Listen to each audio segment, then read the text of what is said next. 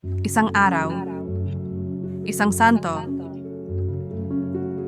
may maligayang pagdating sa channel na nagbibigay pugay sa mga lalaki at babae na nagmarka sa kasaysayan ng simbahan sa buong panahon. Ngayon siya, 15 ng Setyembre, ay ipinagdiriwang natin ang kapistahan ng mahal na birhen ng mga hapis. Kamusta?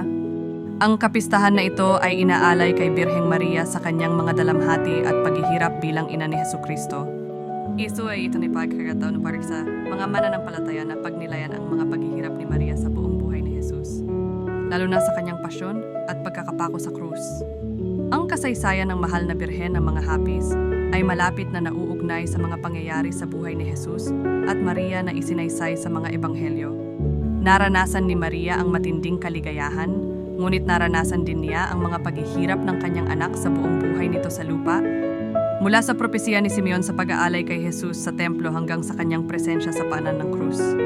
Ang panalangin na iniaalay sa kanya na madalas tawaging Stabat Mater, sa Latin, nakatayo ang ina, ay sumasalamin sa mga dalamhati ni Maria sa panahon ng pasyon ni Jesus. Narito ang isang bahagi ng panalangin. Nakatayo ang ina ng hapis. Sa tabi ng krus, lumuha, nang ang kanyang anak ay nakabitin sa kahoy. Ang kanyang kaluluwang puno ng pighati, lubos na malungkot at nahihirapan. Isang espada ang tumusok dito. Kay lungkot at nagdadalamhati siya. Ang babaeng pinagpala sa lahat, ina ng anak ng Diyos.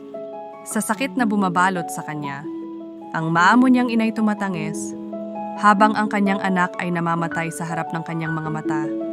Nakita niya ang kanyang minamahal na anak, namatay na nag-iisa at iniwan, at biglang ibinigay ang Espiritu. Amen. May iba pang mga santo na ipinagdiriwang ngayong araw. Ipakikilala namin sila sa aming mga susunod na video. Maligayang pagdiriwang sa lahat ng ipinanganak ngayong araw